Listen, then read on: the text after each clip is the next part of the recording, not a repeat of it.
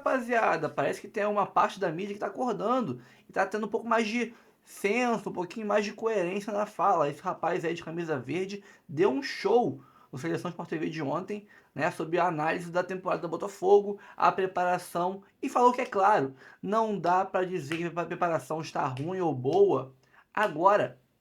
A gente só pode cravar isso depois do final do ano, ó. Foi ruim, foi boa, porque o que realmente importa no ano, aquilo que o Botafogo se propôs a buscar, a disputar, é o que vai começar agora. Então, interessante. Já vimos no vídeo de ontem, né, quando teve a redação Sport TV, o pessoal falando, será mesmo que o Botafogo não estava certo quando abriu mão dos primeiros títulos, Supercopa, Recopa e Carioca, visando a temporada insana que teremos esse ano?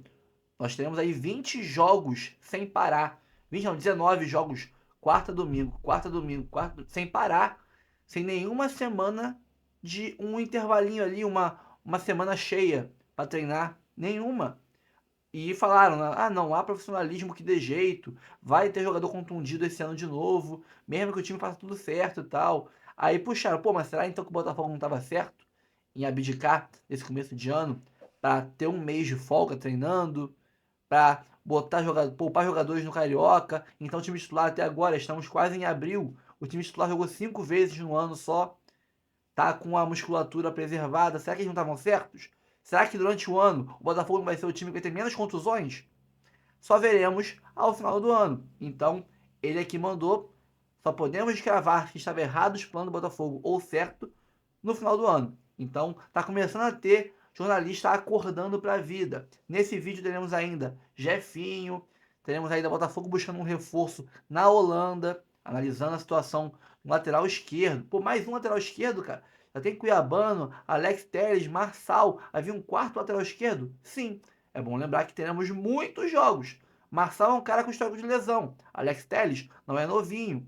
O Cuiabano se machucou também no passado. Então temos que ter o maior número possível de jogadores para a posição, porque teremos Copa do Brasil, Mundial, Libertadores, Brasileiro e quem sabe até um Intercontinental em dezembro. Então temos que ter o máximo de jogadores possível por posição. Mas estou enrolando muito já. Está na hora de começar o vídeo. Ó, temos aqui o Sport TV, temos vários canais, temos Transamérica aí com um papo de craque e etc. Então, para acompanhar tudo isso todos os dias, curta, comente, compartilhe, se inscreva no canal e ative o sininho. Com todas essas ações, o YouTube vai entender que você gosta muito do conteúdo e vai sempre te mandar avisos, te mandar a thumb dos vídeos na sua timeline para você assistir nossos conteúdos, tá? E também temos aqui o nosso Live Pix, temos o Pix do canal ali, que é o e-mail também da gente. Quiser mandar uma proposta de parceria aí, de divulgação, de merchan, manda para lá que a gente vai trocar uma ideia com vocês. E nós temos 4 planos de membros, de 3, de 5, de 15, vários valores diferentes, porque ajuda muito o canal, a estrutura que a gente tem aqui, fazer um ótimo serviço todos os dias para vocês. Então, sem mais enrolações, olha pro vídeo. Deixa eu mostrar um levantamento que o Jornal o Globo fez, porque a gente prometeu que vai destrinchar, né? Vai falar mais das partidas pela Sul-Americana e pela Libertadores. E aí o Jornal o Globo fez um levantamento de quantos quilômetros as equipes brasileiras vão percorrer. Olha lá, é uma maratona internacional, tá? Vai do final da data FIFA até o final de maio. O Fortaleza faz 10 viagens. Essas 10 viagens somam quase 32 mil quilômetros, tá? O Fortaleza, mesmo jogando nacionalmente, vamos lembrar que um torneio brasileiro já tem dimensões continentais, já enfrenta naturalmente dificuldades em deslocamentos, né? Já se desgasta mais. E agora, falando de efetivamente um torneio continental, isso dá uma piorada considerável. Esse ano na Série A um pouco menos Fortaleza, né? Por exemplo, você consegue fretar voos, tem mais clube nordestino. As viagens são mais curtas e uma viagem a menos que o clássico com o Ceará vai ser lá, né? Perfeito. Mas um pouco menos, continua sendo ele. E o que pega aí não é exatamente a quilometragem, né? O que pega é número de escalas, tempo de aeroporto. Se for fretado como lembrou o Henrique. E aí quando você pega clubes com estrutura maior, que é o avião fretado, essa viagem, às vezes, comparado com uma viagem não fretada, é metade do tempo, né? Esse é o grande problema. Põe na tela novamente a tabela, que eu li o Fortaleza. Eu quero ver quem vai viajar menos, que eu só... Ah, é o São Paulo. Tá, beleza. Internacional, Bahia, Flamengo, Palmeiras, Botafogo e São Paulo, por último, 13.600 quilômetros, certo? com 6 viagens somadas. Beleza. Então tá lá no levantamento do Globo completo, tá? Ainda tem mais uma viagem pela Copa do Brasil, porque a gente considerou as competições continentais, dias 30 de abril e 21 de maio. E os deslocamentos de São Paulo a Santos e de Porto Alegre a Caxias do Sul não entram nesse levantamento, tá? Mais detalhes lá no O Globo, beleza?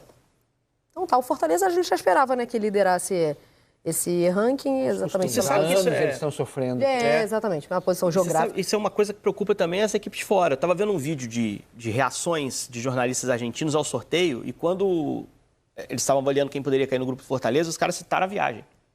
É uma das viagens mais difíceis que se pode ter. Para eles. O Fortaleza já é visto tipo a Venezuela pra gente aqui, que a gente sabe que tem dificuldade logística, distância, você não gosta. O clube normalmente não gosta de cair no grupo do venezuelano, porque às vezes você tem que fazer umas adequações de logística. O Fortaleza já é olhado meio assim, principalmente pelas equipes do sul do continente. Né? Argentina, Uruguai. Querendo ou não, o Peñarol, se jogar com o Fortaleza, ele cruza o Brasil inteiro, cara. Uhum. É um problema que o Grêmio e o Inter tem também. Mas é isso que eu ia falar. O que é diferente para essa? Mas para eles é incomum. Porque, assim, as viagens são bem mais raras, essas viagens mais longas, né? Nacionalmente ali, eles não têm. Então, era isso que eu ia falar. Então, vira pro, a comparação... você vira ao Brasil para jogar em Fortaleza com Fortaleza, é dose. Não é simples para os caras, né?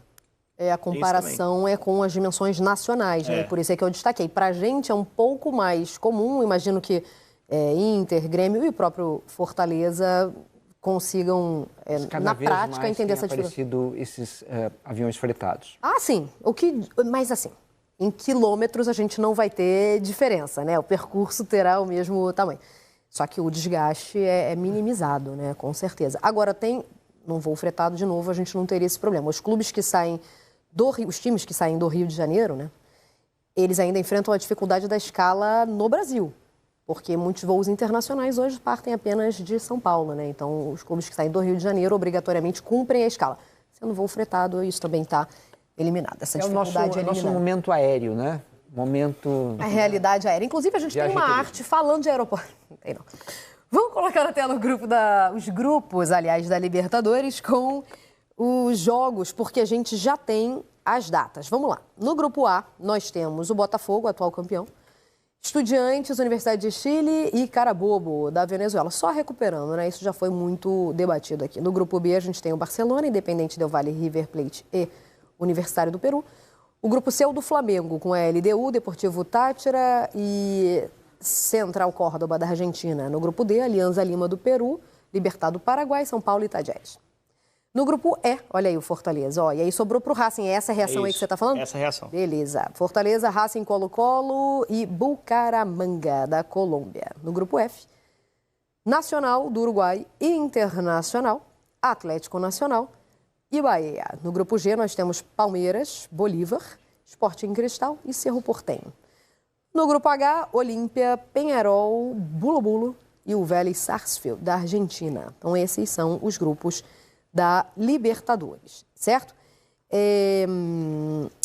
Falar um pouquinho do Botafogo. Então, eu sei que vocês já falaram bastante sobre isso, mas quero falar do Botafogo. Esses são os jogos, tá? Grupo do Botafogo estreia contra a Universidade de Chile no dia 2 de abril. Então, aí, ó. Esse foi o jogo mudado, né, Henrique? 2 de abril temos um jogo pela Libertadores para o Botafogo. Como o Campeonato Brasileiro começa no final de semana anterior, né? Beleza. Primeiro jogo, portanto, isso aí só da Libertadores. E o Botafogo ganhou um complicador para esse primeiro jogo aí, porque seria contra o Palmeiras o jogo no sábado, o jogo vai ser no domingo. O Palmeiras joga na quinta, a estreia dele, o Botafogo joga na quarta. Então, até pensando que tem viagem, ele perdeu um dia entre o jogo contra o Palmeiras e esse jogo da U de Chile. Está dentro do que se estabelece, de 3 dias, que é o protocolo. Tem tempo para se preparar, mas é evidente que eles iam querer ter um dia a mais. Se pudessem ter o domingo, além da segunda e da terça, para poder viajar, seria bom pro Botafogo. Agora, o Botafogo não me preocupa muito, essa maratonazinha de abril e maio, assim. Te preocupa? Não. Eu também não, porque eu acho que de todos é quem menos pode reclamar. Vai começar a temporada, né? O Botafogo vai começar a temporada. Por escolha. Quem menos se desgastou. O jogo ele tá um mês parado aí. É impensável jogar contra o Palmeiras com o time reserva. Absolutamente fora de cogitação. Não vai. O treinador estreia. O segundo jogo é Laú. Não tem como ele... É o mesmo E depois time. a estreia em casa no Campeonato Brasileiro contra o Juventude, que eu acho que também é importante passar uma mensagem positiva para o torcedor nesse reencontro. E são os 2 últimos campeões. Lá no final, O jogo da primeira rodada pode decidir o título. Claro. A gente vai olhar para esse jogo lá no final, pela teoria. São dois times que a gente imagina brigando pelas mesmas coisas. E pelo histórico recente, Mas né? eu acho que desses aí, o Botafogo é o que menos preocupa. Porque a maratona chega tranquila, só cedeu um jogador à seleção, só o Savarino que foi. Porque o Luiz Henrique saiu, o Igor não foi convocado. O Bastos estava convocado, foi desconvocado, ele se machucou. Está acabando a recuperação dele, a ideia do Botafogo é tê-lo contra o Palmeiras. Então, Palmeiras pode, talvez, o Palmeiras pode sofrer um pouco mais, alguns jogadores, porque o jogo é entre a final contra o Corinthians e a estreia na Libertadores. E com vários caras voltando já da data FIFA, né? Isso. Ali no limite, os caras tentando fazer a ginástica para ter o pessoal em campo na quinta. O Palmeiras talvez jogue contra o Botafogo com algumas mudanças. E aí o Abel vai começar a usar esse elenco mais farto que ele tem agora. Eu acho dizer quase seguramente que isso vai acontecer. 3 jogos os 2 da ponta são de alta intensidade. E a estreia do Brasileiro deveria ser. Qual é a estreia do Palmeiras na Libertadores? Eu agora não me lembro. A gente vai mostrar daqui a pouco. A gente vai mostrar, a gente entra no Palmeiras. A gente vai entrar no Palmeiras. Mas qualquer que seja, estreia da Libertadores. Se for na altitude, ele não leva o time titular. Pode ser. Ele não leva para La Paz. E acho que nós passamos aqui, nós temos um jogo... Bom, deixa aí, daqui a pouco a gente vai no grupo do Palmeiras. Quero falar rapidamente sobre o momento do Botafogo, que para mim é uma grande incógnita, exatamente porque a gente não viu o time no Campeonato Carioca, que é o recorte que a gente tem, né? Considerando que o Botafogo entra como campeão, então a gente já veria na fase de grupos. E é sobre isso. Entra como campeão da Libertadores, como campeão brasileiro, muito grande pelo que apresentou no ano passado, expectativas muito altas, porém, a gente não vê, a gente falou tanto de continuidade, né? Acho que dá para falar de trabalho em time também. A gente não viu o que é o Botafogo de 2025. Demorou a achar um treinador, né? A anunciar um treinador, pelo menos. Demorou a achar um time, porque a gente fala de, lá na frente, só 2 baixas, mas, poxa, só 2 baixas, Almada e Luiz Henrique. Então, os 2 diferenciados não é ali verdade? na linha de frente, sem dúvida. Então, o que é o Botafogo? Qual é o Botafogo de 2025, Henrique? Então, já que você começou... Só o Cruzeiro sabe, tem que ligar pro pessoal lá, porque eles se enganaram, né? Mas assim, tá dentro da lógica que a gente imaginava, né? Os caras que jogaram pela nossa apuração no fim de semana eram os caras que a gente imaginava que fossem as reposições. O Arthur e o Santi, né? Que chegou, o Uruguai que a gente estava citando. A gente não tem muito o que falar desse time. Eu não concordo com o planejamento que foi feito, mas eu consigo entender qual é o projeto. Assim, o Textor não enganou ninguém. Não. Desde que ele chegou em 2022, ele disse que não disputaria estadual com força máxima, que tomaria as decisões com mais calma e que a temporada para ele começava com o Campeonato Brasileiro. Esse ano pesou mais, doeu mais no torcedor, porque tinha as 2 Copas, uma contra o maior rival, que ele esperava vencer. 2 taças em jogo. 2 taças em jogo que foram rifadas, né? O jogo da Recopa também, o Botafogo competiu muito abaixo. Os principais reforços não estavam à disposição. Então, acho que, assim, é um time que... Eu vejo muita gente descartando e eu acho imprudente descartar, porque perdeu os 2 talentos da frente, mas a estrutura do time está lá, tem 9 remanescentes. Mas e o treinador também, né? Vale a gente botar nesse O treinador também, que foi uma modificação que fugiu o controle do Textor, né? E eu acho que também, deliberadamente, ele atrasou essa escolha, porque ele sabia que a chance de ganhar as Copas era pequena, já que a mobilização do time era baixa, os reforços estavam chegando, e o treinador perdendo uma final para o Flamengo e perdendo uma final de Recopa já sofreria algum desgaste. Tem torcedor que tem ressalva em relação ao Renato Paiva. Eu acho que a amostragem que a gente tem é o que trabalha no Bahia, que não foi totalmente um sucesso, esperava-se mais, mas acho que ele pega um contexto melhor do que pegou lá no Bahia. Vem de um trabalho bom no Toluca, quando você se debruça para estudar. O trabalho dele é bom lá. Tem experiência em Libertadores pelo Del Valle, inclusive eliminando o Grêmio numa pré, caindo num grupo do Palmeiras. É um perfil interessante de treinador. Não acho que seja um treinador tão abaixo assim do que se pode esperar para disputar bem uma competição como ele. E talvez tenha um lastro até maior que o do Arthur Jorge. Quando o Arthur chega, era um treinador do Braga. Um cara com história muito grande no clube, um título de Copa da Liga lá.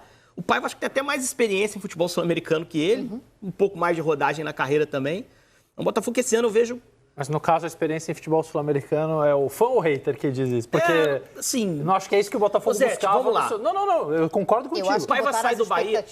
Mas ele sai do Bahia. Botafogo não buscava alguém mas é com porque experiência você falou em no futebol Mantini, né? sul-americano. Esse que é o negócio. Falou-se em Mantini. Então você vai apresentar um nome abaixo dele, naturalmente vai ter uma ressalva, né? Mas o Paiva, até no Bahia, ele sai do Bahia em 16º, o Rogério entrega o Bahia em 16º. Não. O trabalho dele aqui era mais ou menos o que o Bahia poderia oferecer, né? Eu só acho que o Botafogo não gostaria de ter um técnico com experiência no futebol sul-americano. Não, mas eu acho que pode ter sido algo que pesou. Eu acho que pode, tá? Eu acho que o grande mote para trazê-lo é a experiência dele em categoria de base. Eu acho que o grande mote para trazê-lo foi as recusas anteriores. Mas na prática não foram tantas, outros né? nomes. Não foram tantas, né? Que o Botafogo admite, foi o André Jardini, que foi um nome que eles entendiam lá em janeiro, que era o melhor momento de fazer a proposta, porque o campeonato estava parado lá. Se esperasse começar, provavelmente não viria. O Mantini, que foi uma negociação que você espera, recusa. E o cara vai pedir, ou você só traz o Mantini se você oferecer 8 milhões de euros por ano. Aí você vai trazer, que a Arábia Saudita fez. O Botafogo não tem isso. Então você vai tentar conversar, vai tentar negociar. Fora isso, você tem um monte de conversa, o Botafogo não admite que fez proposta. Né? Conversou, mas não fez proposta. E eu acho que, como eu disse, o Textor escolheu esperar para não expor um treinador a essas finais. Eu não acho que seja a forma certa, acho que ele perdeu tempo também. Mas na visão dele, esses 25 dias de treinamento talvez sejam bastante para construir um time para jogar bem o brasileiro. O que a gente não tem como saber. Não dá para dizer. A gente não viu. E a gente mostrou aí um momento do Botafogo. Tinha tantos momentos dentro do momento que o momento atual é totalmente novo. Nada disso aí conta. Assim, claro que tem a base, está entregue, mas o que aconteceu em 2025 para o Botafogo vai ser descartado até aqui. Total. Completamente descartado. A meta é tentar resgatar o que aconteceu em 2024 e os ajustes a partir dali, como se esses 3 meses não tivessem existido na vida do Botafogo. Pula. Exato. E não é inédito no futebol, não. O Atlético Paranaense fez isso em outras temporadas também, assim. Só que agora a relevância é muito maior porque a gente está falando do atual campeão da Libertadores e do Brasil. É arriscado, mas eu só cravo que deu errado à medida que a temporada andar. Não dá para dizer que deu errado. Né? A gente ainda está vendo um time que apostou. Não deu nada ainda, nem certo. Incomoda o torcedor o fato de não competir por títulos. Perdeu 3 já no início do ano. Então, só que agora vem os grandes. Se ele conseguir chegar forte e ganhar um deles, terá sido um bom ano e o planejamento terá tido coisas boas. Perfeito. Vamos para o Palmeiras, então, porque a gente falou, né, da estreia no o Renato Paiva, quando foi apresentado. É o grande jogo da primeira rodada do Brasileirão. Que eu ia falar, o Bolívar já aconteceu num passado muito recente. Palmeiras e Bolívar, o Abel vai com um time todo alternativo. Vai começar em Lima, né? Lembra disso aí na volta isso. Contra o Bolívar. E talvez ele faça isso de novo, dia 24 de abril em La Paz. Eu duvido que ele leve o time principal. Então isso, vai estrear no dia 3 de abril. A não ser que ele se enrole nos primeiros jogos. Aí é outra coisa. Mas se enrolaria contra o Sport em Cristal? Não, acho que não. Também acho que não. O Palmeiras deu sorte no sorteio, pelo menos à primeira vista, tá? Rosete, mesmo se enrolando, você pode mandar, sabe, qualquer jogador. Claro, a academia, é difícil demais. É muito lotérico para ver o quanto que aquele jogador vai sentir os 4.000 metros, né? Muito bem, vamos lá, é hora de falar do Botafogo, Rodrigo Brandão. Azevedo, e o Campeonato Brasileiro que nem começou, mas já teve jogos da primeira rodada com horários e dias alterados, incluindo o jogo do Botafogo na estreia da competição contra o Palmeiras. O jogo que inicialmente estava marcado para o dia 29 às 4h30 da tarde, passou para o dia 30 às 4 da tarde. Isso, de certa forma, atrapalha o Botafogo, porque se por um lado a equipe ganha um dia a mais de preparação para essa partida diante do Alviverde, em contrapartida perde um dia de preparação visando a partida de estreia na Libertadores contra a Universidade do Chile.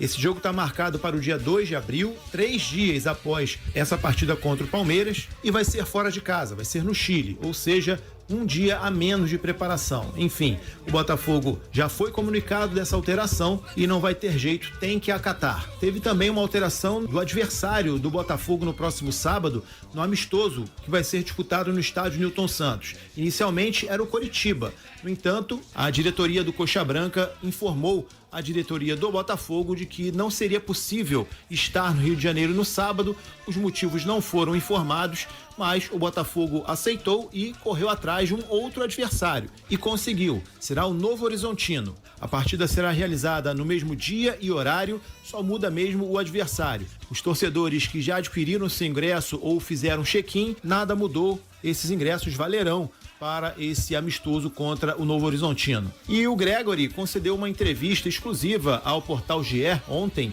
e falou mais sobre a sua renovação de contrato com o clube. Embora esse contrato ainda não tenha sido assinado, o Gregory garante, está certo, vai permanecer no Botafogo até o final de 2028. Ele confirmou ter recebido propostas tentadoras para deixar o clube, mas depois teve conversas com o John Textor e com o Alessandro Alessandro Brito, que mostraram um projeto muito bom de contrato para o volante alvinegro. Ele gostou de ser valorizado e decidiu permanecer no clube. Ele confirmou que esse novo vínculo não foi assinado ainda, mas que em breve, faltam poucas coisas, poucos detalhes para que isso aconteça, mas o Gregori confirmou, fica no Botafogo. É uma ótima notícia para o torcedor, tendo em vista que o Gregori é ou foi um dos principais jogadores do time na temporada passada. Valeu, Azevedo? Valeu, tá certo, Rodrigo Brandão. O Botafogo se movimentando. Essa notícia do Gregori é muito boa, né? Justiça seja feita. Tentaram plantar a sementinha do desmanche no elenco do Botafogo. Isso não aconteceu de verdade. Tanto que o Gregori recebeu diversas investidas e o Botafogo fez questão de manter o atleta. O Igor Jesus, que é um cara extremamente desejado no mercado, o Botafogo fez questão de manter e assim aconteceu com outros jogadores, enquanto que o Botafogo liberou uma galera que era praticamente ele reserva. Claro, perdeu o Almada, perdeu o Luiz Henrique, jogadores titulares que fizeram a diferença, ok, mas o Botafogo também trabalhou em reposições, goste você ou não, o Botafogo trabalhou para fazer a reposição dentro desse elenco, entregar ao Renato Paiva, pelo menos para um primeiro momento da temporada, um grupo competitivo. Eu acho que o Botafogo tem isso em mãos. Agora, era importante manter a base do ano passado, era importante manter uma linha de raciocínio no trabalho. Aquela base que ganhou uma Libertadores, eliminando São Paulo, Palmeiras, Peñarol, ela foi mantida. Aquela base que ganhou um brasileiro complicado, tendo que pegar uma reta final de campeonato com jogos contra Palmeiras e Inter, é uma base mantida. Uma base calejada, entrosada, que tem agora um novo treinador, mais uma espinha dorsal que segue com a camisa do Botafogo, reforçada por outros jogadores que vieram para encorpar o elenco. Lembrando que tem as janelas de meio de ano, que é quando o Textor gosta de brincar mesmo, é quando ele gosta de injetar dinheiro. Já tem o Wendel contratado, por exemplo, jogador de altíssimo nível. Então acho que o Botafogo, nesse sentido, por mais que aconteceram algumas críticas que eu achei críticas assim estranhas, o Botafogo tá se desmanchando, tá se desfazendo, etc. No fim das contas, a gente percebe que a base titular está mantida e o elenco recebeu bons reforços. O Gregori, eu acho que ilustra bem o que é esse esforço do Botafogo para manter uma cara de time campeão como foi ano passado. Vamos lá, vamos falar de Botafogo, vamos falar dessa maratona pesada, primeiramente, né? É uma maratona que a gente vai encarar aí no mês de abril e no mês de maio. E, claro, causa aquela preocupação pelo desgaste que é, naturalmente, o calendário do futebol brasileiro, né? Mas hoje acabou rolando um debate interessante lá no Redação Sport TV, onde o Henrique Fernandes ele levantou um ponto interessante sobre o Botafogo nessa maratona de jogos. E aí o Henrique pontou o seguinte, ele botou: não me preocupa muito essa maratona de abril e maio, porque o Botafogo pouco jogou, está um mês parado, o Botafogo é o que menos preocupa, só cedeu um jogador à seleção, só o Savarino foi, o Igor Jesus não foi convocado, o Bastos estava convocado, mas foi liberado porque se machucou, está acabando a recuperação dele. Foi uma pontuação aqui do Henrique Fernandes, né? Óbvio que aí minha colocação, né? O Savarino, apesar de ser só o Savarino convocado, é uma peça que eu acho que é fundamental, é um dos alicerces aí desse time do Botafogo. E ele completa dizendo o seguinte, né? Vejo muita gente descartando o Botafogo e eu acho imprudente descartar porque perdeu os dois talentos de frente, mas a estrutura do time tá lá. Tem 9 remanescentes, perdeu o treinador também, que foi uma modificação que fugiu do controle do Textor.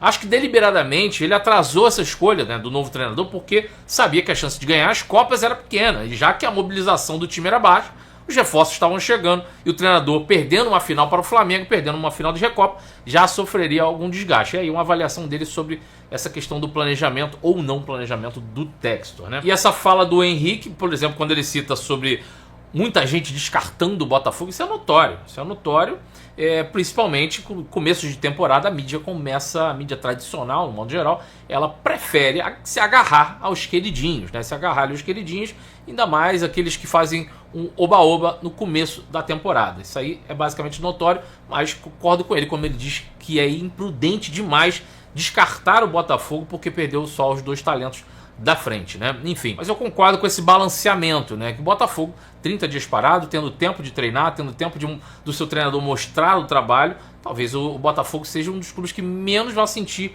o peso dessa maratona aí logo no começo, né? A gente espera muito isso, né? Que o Botafogo chegue bem preparado para que encare essa maratona do calendário brasileiro, né? Outro também que comentou aqui foi o Alexandre Losetti. Vocês estão vendo aqui, ele botou que é impensável o Botafogo jogar contra o Palmeiras com um time reserva, né? Absolutamente fora de cogitação, mas ele acha que o Abel vai mesclar tanto no jogo contra o Botafogo quanto no jogo contra o Sport Cristal. Né? Tudo na mesma semana. Ele vai variar as escalações, acredito eu. Vai jogar a final contra o Corinthians com todo mundo e depois vai fazer algumas modificações no time nos 2 jogos com base em informação. Ver quem tá melhor, musculatura, dados, fisiologia, etc. Hoje ele tem o elenco que permite isso aí, completou o Losetti. E aí a gente vê como é que vai ficar essa agenda na prática. Né? O Botafogo já pega o Palmeiras no jogo modificado para o domingo, dia 30 de março, às 4 horas da tarde. Depois já viaja para pegar o Universidade do Chile na quarta-feira, né? No dia 2. Depois volta ao estádio Newton Santos no dia 5 de abril, pega o Juventude. Claro, isso aqui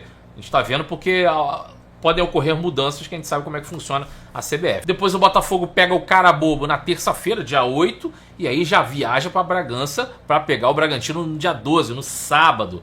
Depois Botafogo São Paulo no estádio Newton Santos, dia 16, na quarta-feira. E aí depois Atlético Mineiro em Minas, no dia 19, no sábado, né? Depois tem o Estudiantes fora de casa, no dia 23, na quarta-feira. E aí depois o Botafogo volta para o Rio de Janeiro, no dia 26, no sábado, pega o Fluminense. E aí você vê um intervalo maior para enfrentar o Bahia no dia 3 de maio, né? Seria no outro fim de semana. Só que nesse intervalo não teve sorteio da Copa do Brasil ainda, a CBF nem divulgou a data do sorteio ainda, é uma organização absurda, né? Já era para ter pelo menos a data do sorteio, mas não tem, infelizmente. Até o momento não tem a data nem do sorteio da Copa do Brasil. E aí a gente vai ver se nesse período aí algum jogo de ida da terceira fase vai se encaixar no meio dessa semana aí, possivelmente no dia 30 de abril. Então essa parte da Copa do Brasil a gente precisa aguardar, porque tem tudo para ser uma maratona realmente muito cheia, e a gente espera que o Botafogo chegue preparado, que esse um mês de trabalho do Renato Paiva tenha dado realmente um preparo maior, porque você acaba, claro, em ritmo de jogo a gente acaba perdendo um pouco, mas você se resguarda em desgaste, né, de partidas. Enfim, a ver, né? A ver como o Botafogo vai se comportar nesse período, espero eu, que muito bem preparado fisicamente, assim como tivemos em outras ocasiões. A gente sai de maratona para falar de reforço, possível reforço para o Botafogo. Notícia dada agora há pouco no canal lá do Jorge Nicola, né, que o Botafogo seria um dos clubes interessados no Mauro Júnior do PSV, perdão.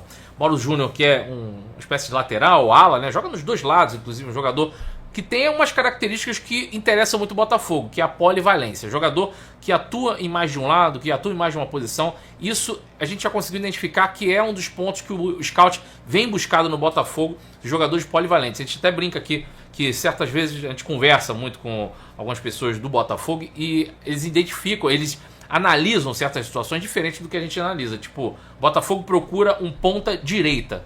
Na cabeça do scout, muitas vezes, não é o Botafogo buscando um ponta direita, é o Botafogo buscando um atacante, um ponta.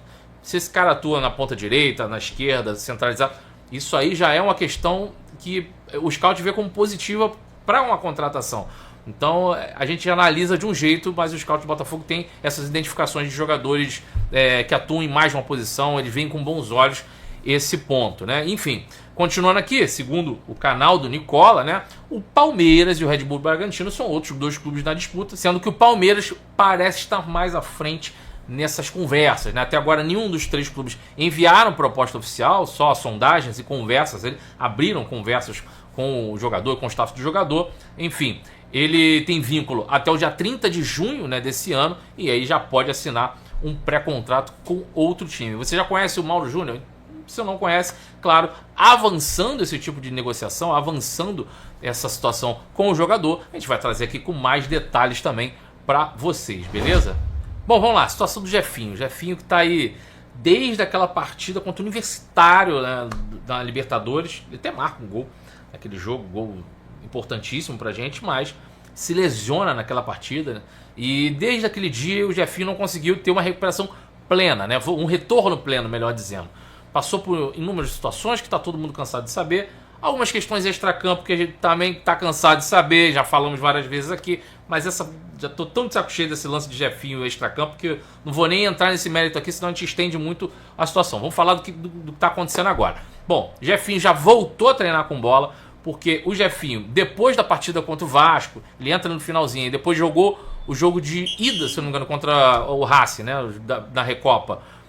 Logo depois daquilo voltou pro DM entrou em fase de recuperação de novo. O Botafogo não divulgou detalhes sobre isso, mas a gente já vê o Jefinho de novo treinando com bola, né? Já de novo treinando normalmente ali, só que com carga reduzida, que é a informação que a gente tem. O Jefinho ainda com carga reduzida, mas já treinando com bola com os companheiros ali, pelo menos é o que a gente tem visto nas imagens, que é o que a gente tem de conhecimento no momento sobre a situação do Jefinho, né? O que aconteceu? O Jefinho nos últimos dias sentiu de novo incômodo na coxa e o Botafogo deu uma recuada com o tratamento. Falou, opa, peraí, vamos segurar um pouco a onda, vamos segurar um pouquinho, recua aqui no avanço que estava tendo na situação do Jefinho, e aí nesse tratamento que está tendo com o jogador, esse cuidado maior que está tendo, agora o Jefinho já volta a trabalhar com bola, já volta a treinar com bola, mas ainda está nessa fase ainda de transição o Jefinho, beleza? Não deve, obviamente, atuar aqui no amistoso contra o Novo Horizontino. E aí eu vou te falar a verdade, essa situação do Jefinho, eu vou esperar o jogador se recuperar plenamente, voltar aos gramados, que eu acho que tem muito futebol ainda para entregar, mas é claro que fica desgastado, né? O torcedor fica desgastado em ver a situação do Jefinho, se vai, não vai, enfim. Mas eu não sou para condenar jogador por nada, entendeu? Sem ter uma questão concreta ali. Então, se o jogador tá com vontade, se o jogador realmente quer entrar em campo e quer resolver, tem futebol para isso. A gente sabe que tem talento, a gente só espera que o Jefinho se recupere logo e consiga ter uma recuperação plena, né? Um retorno pleno para poder mostrar o seu futebol, caso realmente ele queira mostrar, beleza? Vamos lá, sobre a questão do Danilo também, outra questão importante que a gente precisa falar. O Danilo não participou do jogo treino contra o Cruzeiro na última semana, ele está num processo de recuperação muscular, né? A gente não vê a imagem do Danilo treinando ali com os companheiros, com bola ainda, tá nesse processo de recuperação ainda. E aí, só para complementar, vou abrir aqui umas aspas, né? Vou abrir aqui um parênteses para a questão do Danilo, que, segundo aqui o Anderson Mota, ele está sendo sondado por clubes também da Série A e pode ser negociado nessa janela doméstica, o Danilo, né? Já é uma situação que a gente já viu tem tempo, né? De sondagens em cima do Danilo, a gente viu o Santos com essas tentativas em cima do volante, mas o Mota trouxe aqui que outros clubes da Série A também têm interesse aqui no Danilo. E aí o Danilo, como tem um contrato até o final do ano, né? No meio do ano ele já poderia assinar um pré-contrato com qualquer outro clube. Então, para sair agora, o Botafogo quer uma compensação financeira, né? Senão, meio do ano ele pode assinar um pré-contrato e sair de graça, beleza? Vamos ver como é que vai ficar essa situação do Danilo. Mas em relação à recuperação do Danilo, voltando aqui para a questão física do jogador, eu trago aqui meu querido Edu Garrido, Pezinho, para falar sobre essa recuperação do volante do Botafogo.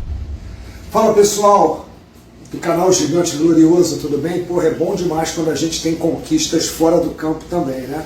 Nosso departamento médico dando aula. E essa semana a gente ficou sabendo que a lesão do Danilo Barbosa é uma lesão no pubis, que tem um atleta no departamento médico. Lesão no pubis para o futebolista, para o jogador de futebol, é que nem o tênis elbow para o tenista. É complicado tratar uma lesão no pubis. Normalmente essa lesão não aparece de forma súbita, mas todos os músculos que se originam nessa região e são responsáveis por correr, por mudança lateral, pelos movimentos específicos do futebol, têm origem ali no pubis. Então tem que se acompanhar. Provavelmente a lesão do Danilo Barbosa não foi de uma hora para outra, mas com um acompanhamento regular e com avaliações sistemáticas através de exames clínicos e de exames de imagem, tá? Ele volta aos gramados sem problema nenhum. Um grande abraço a todos, saudações alvinegras, o Bi tá chegando. Valeu, meu querido Pezinho, grande Edu Garrido, sempre aqui no nosso quadro DM on Fire, trazendo aquela visão do profissional, de quem conhece sobre os atletas do nosso Botafogo. E ó, falando em atletas, vamos lá pro Sub-20, que a molecada deu show hoje no Sub-20 do Botafogo. O Botafogo venceu o América Mineiro por 2-0. Teve gol aí do Rafael Lobato e gol do Kaique, né? Kaique brigador, né? Aí aproveitou ali, deu uma de ladrão, pegou a bola e se deu bem ali em cima do América Mineiro. A primeira vitória do Botafogo no Sub-20. O Botafogo volta agora a campo quarta-feira, no dia 26, contra o Juventude, 3 horas, lá em Flores da Cunha, beleza? Bom, pessoal, então é isso.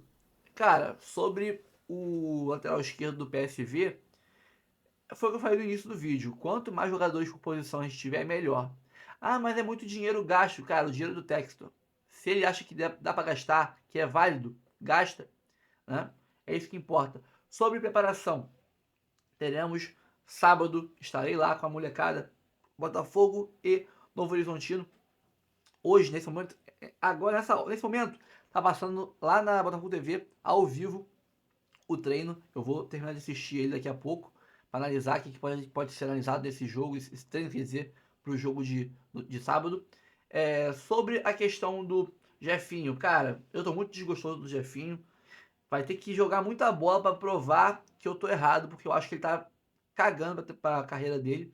E isso aí, ó, é muita má influência no ouvido e é muita imaturidade. Tá? Mas vamos ver se ele vai conseguir retornar ao bom futebol. Eu acho que é muito estranho ele ficar um ano se machucando, cada hora é uma coisa diferente. Uma gripe, um resfriado, uma contusão na coxa, um no joelho, uma pneumonia, uma infecção, cada hora é uma coisa diferente. Então, complicado. Sobre calendário, é o que foi falado, cara. Botafogo viu que de abril para frente não vai ter uma semana de descanso. Talvez tenha antes de começar o Mundial, né? Agora em junho, porque entre o Brasileirão, o Libertadores parar para o Mundial e o primeiro jogo acontecer, pode ser que tenhamos aí 10 dias, né? Um tempinho aí de lacuna para preparação, para viagem, né? Para o campeonato começar. Agora, fora isso, meu amigo, é até dezembro pau no lombo sem massagem, filho. Sem tirar de dentro. Então, o Botafogo vai ter uma temporada, acho que mais desgastante até do que a do ano passado, caso o Botafogo avance muito na Libertadores e avance muito na Copa do Brasil, que não avançou tanto. Então, temos que ter o maior número possível de jogadores, né? E aí entra o lateral esquerdo, Mauro Júnior, né? Márcio Júnior, Mauro Júnior, lá do PSV Eindhoven. E é o que falaram, e eu já venho falando um tempão. Botafogo está preparando o time, preservando o time para o pega para capar violentíssimo que vai ter a partir de agora. São 19 jogos sem parar entre 30 de março agora e o início do Mundial de Clubes. É complicado, cara. Todo dia, quarto domingo, você não treina, por exemplo. Ninguém vai treinar. Não tem como você treinar, por exemplo, num jogo do Newton Santos, num domingo. Aí, no meio de semana, você tem que ir pra Argentina. Essa segunda, terça é viagem, filho. Domingo, jogo. Segunda, terça é viagem. Quarta, jogo. Aí você volta para jogar no Castelão. Quinta e sexta, talvez o sábado de intervalo, domingo, jogo de novo. Aí você volta pro Rio de Janeiro. Segunda, terça, quarta-feira, jogo de novo. Como é que você treina? Aonde vai treinar? Como é que você treina nesse intervalo aí? Vai ter dois treinos por semana. Então, se tiver alguma coisa tática a ser corrigida, não vai ser corrigida. Não tem como corrigir em um treino por semana, 2 por semana. É bem difícil. Então, o Botafogo se preparou para ter esse período para ajustar a casa. O Botafogo manteve os jogadores principais preservados fisicamente. O Botafogo jogou 5 jogos com os titulares. Os 2 clássicos com o Flamengo, Supercopa e Carioca. O clássico contra o Fluminense, antes da Supercopa, né, pelo Carioca. O jogo contra o Nova Iguaçu, lá em Bangu, que machucou o Bastos. E teve foram 6 jogos. Os 2 jogos contra o Racing, pela Supercopa, pela Recopa Sul-Americana. Então foram 6 jogos em 3 meses. Janeiro, fevereiro e março. 3 jogos. E agora você tem o jogo treino com o Cruzeiro, vai ter amistoso com o Novo Horizontino. Mas o time titular está com a musculatura preservada. Todo mundo recuperado. Tira aí o Jefinho, tira aí o Danilo Barbosa, que acho que também está lesionado, Danilo Barbosa. De resto, todo mundo está em ponto de bala. E agora vai começar o pegar para capar. Quem lembra no passado que o Flamengo jogou a vida, destruiu no Carioca, até poupou o time na estreia do Libertadores, ou no segundo jogo do Libertadores, porque queria jogar a final do Carioca, com o Nova Iguaçu. Chegou no final do ano, todo mundo destruído. Um time inteiro machucado. E aí foi embora a chance de ganhar a Libertadores, de ganhar o Brasileiro, e conseguiram ali, na base do abafa ali, sabe Deus como, ganhar a Copa do Brasil. Ainda salvar a temporada, mas todo mundo destruído. O Pedro até hoje não voltou. Por quê? É muito desgaste. Nenhum time aguenta 11 meses de temporada, quarto e domingo, quarto e domingo, quarto e domingo, quarto e domingo. Ninguém aguenta. Ninguém aguenta. Então é isso, pessoal. Fico por aqui. Essa é a minha opinião sobre os assuntos. Antes de sair do vídeo, curta, comente, compartilhe, se inscreva no canal, ative o sininho para receber os avisos cada vez que pingar um conteúdo novo aqui no canal Notícia do Fogão. Temos a área de membros, são 4 planos. Tem planos de 3, de 5, de 15, vários valores diferentes. Tem um que cabe no seu bolso. Sempre tem. Você ajuda muito o canal, manter a estrutura que a gente tem aqui, faz um bom serviço de qualidade para vocês todos os dias. Somos o canal que mais posta horas diariamente somadas sobre Botafogo no mundo. Então, dá uma moral pra gente. Aqui em cima tá o LivePix, ali em cima é o Pix do canal, rafoguense10@gmail.com. Nesse e-mail você manda também propostas, caso você queira ser parceiro do canal. Aí, parcerias para divulgar produtos, divulgar cursos, divulgar pacote de viagem, divulgar a sua empresa, que seja. Aqui a gente está abrindo espaço para merchants. Então, tamo junto, pessoal. Um abraço. Até o próximo vídeo.